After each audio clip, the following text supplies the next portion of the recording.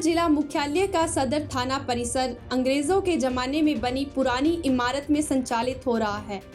समय के साथ यह इमारत इतनी जर्जर हो चुकी है कि यहाँ पर काम करने वाले पुलिस कर्मचारियों और बंदियों की सुरक्षा पर हमेशा खतरा बना रहता है।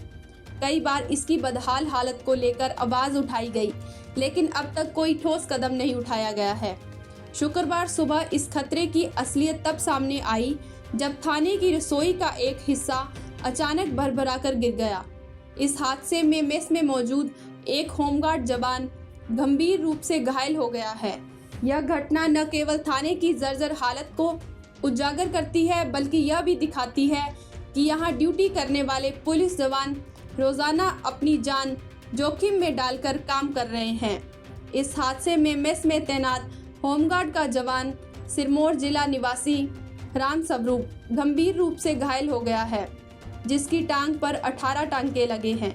सौभाग्य से उसकी जान बच गई, लेकिन इस घटना ने परिसर की खतरनाक स्थिति की भयावहता को उजागर कर दिया है। मेस में रखे पुलिस कर्मचारियों का सारा सामान भी पूरी तरह से तहस नहस हो गया है, जिससे उनकी सहूलियत और सुविधा दोनों पर भारी असर पड़ा है।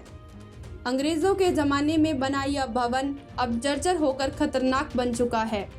उक्त बिल्डिंग में थाने के अलावा बंदीगृह और अन्य व्यवस्थाएं भी संचालित की जा रही है, जिससे जोखिम और भी बढ़ गया है। घटना की सूचना मिलते ही अतिरिक्त पुलिस अधीक्षक संजीव कुमार भाटिया फौरन घटनास्थल पर पहुंचे और स्थिति का जायजा लिया। उन्होंने कहा कि इस मामले को लेकर पहले भी पत्राचार किया गया है। अब भी इस घटना को लेकर उच्च अधिकारियों को सूचित किया जाएगा। इसके साथ ही पुलिस के जवानों की सुरक्षा को मद्देनजर रखते हुए प्राथमिकता के आधार पर विकल्प तलाशा जाएगा। जैसा कि आपको मालूम है कि ये जो पुलिस स्टेशन सदर ऊना का भवन है, ये काफ़ी पुराना भवन है और आजकल ये काफ़ी जर्जर हालत में भी है। और इस संदर्भ में हमने जो उच्च अधिकारियों के साथ पत्राचार भी किया हुआ है। तो आज सुबह एक जिसे बोलते हैं अनहोनी हो गई। हमारा जो एक जवान था जिसकी मेस में ड्यूटी लगी हुई थी और जैसे वो काम कर रहा था तो एक पार्ट जो है वो जो एक दीवार का जो हिस्सा उस पर गिर गया। उससे जो उसको चोटें आई हैं, परंतु थैंक गॉड कि उसको कोई गंभीर चोटें नहीं आई हैं और उसको प्राथमिक उपचार के लिए जो स्थानीय अस्पताल में भेज दिया गया है, जहाँ की उसकी हालत अब ठीक है।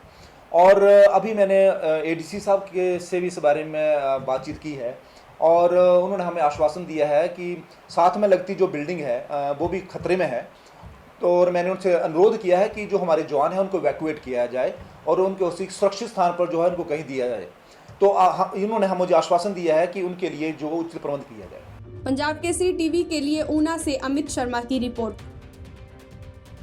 हमसे जुड़े रहने के लिए हमारे YouTube चैनल को सब्सक्राइब करें और नई वीडियो की नोटिफिकेशन के लिए बेल आइकॉन को दबाएं।